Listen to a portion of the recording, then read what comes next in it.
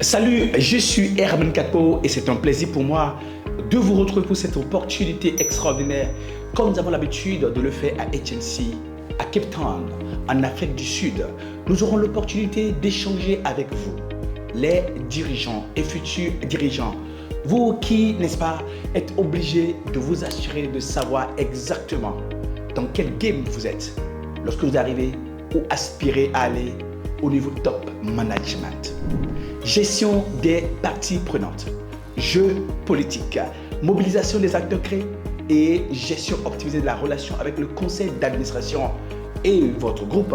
Eh bien, c'est le thème du workshop que nous organisons pour vous les dirigeants et futurs dirigeants du 26 juin au 1er juillet 2025 au Marriott Hotel de Cape Town en Afrique du Sud. En réalité, avec un peu d'expérience ou beaucoup d'expérience dans l'accompagnement des dirigeants, lorsque le jeu politique arrive à son paroxysme, la plupart des gens qui travaillent dans des entreprises supposées être privées, la plupart des gens qui sont supposés travailler dans des ONG, au moment où on doit faire de l'effort chaque jour pour apporter, n'est-ce pas, de l'harmonie sociale, mais de la contribution sociale pour améliorer les conditions sociales des populations. Les dirigeants qui arrivent dans ces organisations, que ce soit privées, non gouvernementales ou gouvernementales, sont surpris de voir qu'il y a trop de politique. Vous êtes déjà arrivé de dire, mais comment ils peuvent me faire ça? Mais les gens sont mauvais. Tu as vu ce qu'ils ont encore fait? Mais comment j'ai pas compris. On s'est entendu et à la dernière minute, ils m'ont dit que ce n'était pas possible. On appelle ça se faire avoir. Êtes-vous victime du jeu politique?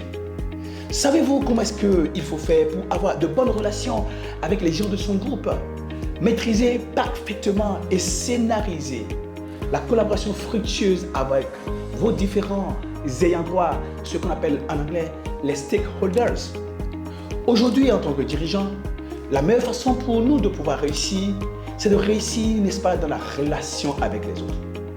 En général, lorsqu'on est chef de service, on a besoin jusqu'à 40-60% de technicité et de 40% de capacité de gestion des relations.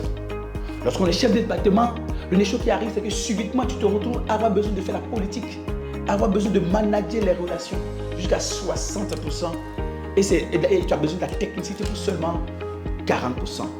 Quand tu deviens directeur, tu dois savoir manager les parties prenantes à 80% de ton temps et de tes capacités. Et quand il s'agit de manager techniquement, à peine 20% te suffira. Et quand tu deviens directeur général, quand tu deviens DGA, quand tu es directeur groupe, l'une des choses qui arrive subitement, c'est que tu vas devoir faire de la politique 90% de ton temps et de la technicité seulement 10% de ton temps. Qu'est-ce qui arrive en général? Ce qui arrive, c'est que la plupart des gens se retrouvent à des positions de top management. Ils sont directeurs au niveau groupe, ils sont DG, DGA groupe, ils sont DG déjà de filiales. Et ils sont surpris par l'intensité, la dangerosité, l'animosité, l'adversité au quotidien. Les absurdités se multiplient. Et je dis, mais tiens, on est où là? Et puis il va dire quelque chose de très important, tu es dans le game politique. La question à poser et à laquelle il faut répondre est la suivante. Comment on s'assure d'identifier exactement les parties prenantes que l'on a, avec les besoins exacts et les attentes qu'ils ont, et élaborer un plan structuré qui permette à ce qu'on réponde en temps réel aux attentes de chacune des parties prenantes. En réalité, le succès d'une personne et plus d'un dirigeant dépend de la qualité de ses relations avec les autres. Car pour un dirigeant, réussir, c'est réussir avec les autres, réussir à lui-même et amener les autres à réussir. Ce qui fera que, naturellement, les gens auront à chaque fois de bonnes raisons, je dis bien de bonnes raisons, de l'aider à réussir. Quand vous êtes directeur général et que vous avez au sein de votre organisation jusqu'à 300 personnes, 3000 personnes, il va de soi que vous n'avez pas le temps d'être en contact avec chacun d'eux et tout le temps. Vous êtes obligé de compter sur les hommes pour pouvoir produire des résultats.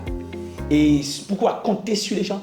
Tout dépend de la qualité relationnelle et la gestion de la dynamique politique. voulez savoir, est-ce que vous êtes la meilleure personne qui les influence? Si jamais il y a une autre personne qui les influence mieux que vous, eh bien, vous allez complètement tomber dans le panneau. Nous allons voir au cours de ce workshop qui va durer 5 jours.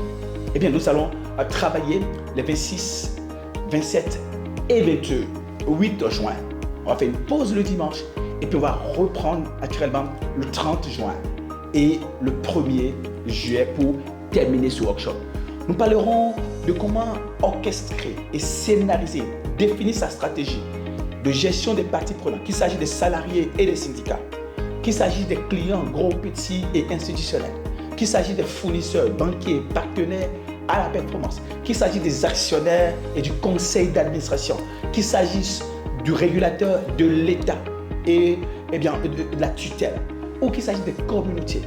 Il y a une stratégie à élaborer et des programmes précis à concevoir avec un état d'esprit à avoir pour pouvoir les gérer.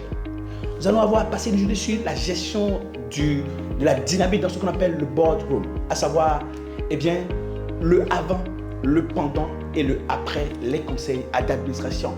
Il y a des choses précises à faire pour prendre le contrôle de la dynamique de la salle du conseil d'administration. Et cette salle, naturellement, elle est virtuelle avant les sessions du conseil d'administration, 3 mois avant, etc. Elle est réelle pendant les sessions du conseil d'administration et puis elle est virtuelle à nouveau. Nous allons voir ensemble comment faire pour prendre le contrôle. Au lieu de trembler en allant en conseil d'administration, vous devez, à travers la méthode de la réunion avant la réunion, terminer le conseil avant que le conseil ne débute. Pourquoi? Parce que vous aurez l'agilité politique nécessaire pour y arriver. On vous donnera les éléments avec des témoignages de membres de conseil d'administration, de DG expérimentés qui vous montreront exactement ce qu'il faut faire pour que plus jamais vous ne tremblez à l'idée d'aller en conseil d'administration. Au cours du 3e jour, nous allons parler de la relation au sein de votre comité de direction. La relation avec les autres collègues, la mobilisation des équipes pour produire du résultat, la gestion du climat social, la prévention des conflits et l'élaboration d'une offre employeur qui fasse que vous maintenez la dynamique de groupe et collectif pour produire du résultat. Au cours du 4e module et de la 4e journée de ce workshop, nous allons parler de la relation avec le banquier, les fournisseurs et les autres personnes qui sont déterminantes dans la création de valeur.